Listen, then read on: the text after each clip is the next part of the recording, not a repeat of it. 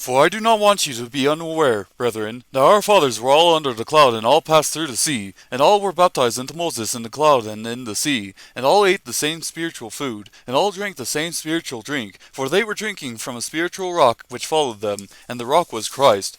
Nevertheless, with most of them God was not well pleased, for they were laid low in the wilderness. Now these things happened as examples for us, so that we would not crave evil things as they also craved. Do not be idolaters, as some of them were, as it is written, the people sat down to eat and drink, and stood up to play. Nor let us act immorally, as some of them did, and 23,000 fell in one day. Nor let us try the Lord, as some of them did, and were destroyed by the serpents. Nor grumble, as some of them did, and were destroyed by the destroyer.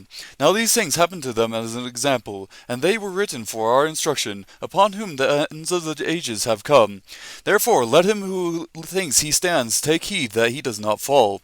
For no temptation has overtaken you but such as is common to man, and God is faithful, who will not allow you to be tempted beyond what you are able, but with the temptation will provide the way of escape also, so that you will be able to endure it.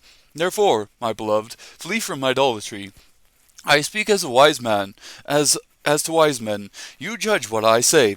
Is not the cup of blessing which we bless a sharing in the blood of Christ? Is not the bread which we break a sharing in the body of Christ? Since there is one bread, we who are many are one body, for we all partake of the one bread. Looking at the nation Israel, are not those who eat the sacrifices sharers in the altar? What do I mean then? That a thing sacrificed to idols is anything, or that an idol is anything? No, but I say that the things which the Gentiles sacrifice, they sacrifice to demons and not to God, and I do not want you to become sharers in demons. You cannot drink the cup of the Lord and the cup of demons. You cannot partake of the table of the Lord and the table of demons.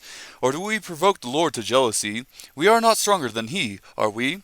All things are lawful, but not all things are profitable. All things are lawful, but not all things edify. Let no one seek his own good, but that of his neighbor. Anything that is sold in the market without asking questions for conscience sake, for the earth is the Lord's, and all it contains. If one of the unbelievers invites you to, and you want to go, eat anything that is set before you without asking questions for conscience sake. But if anyone says to you, "This is meat sacrificed to idols," do not eat it, for the sake of the one who informed you, and for conscience sake.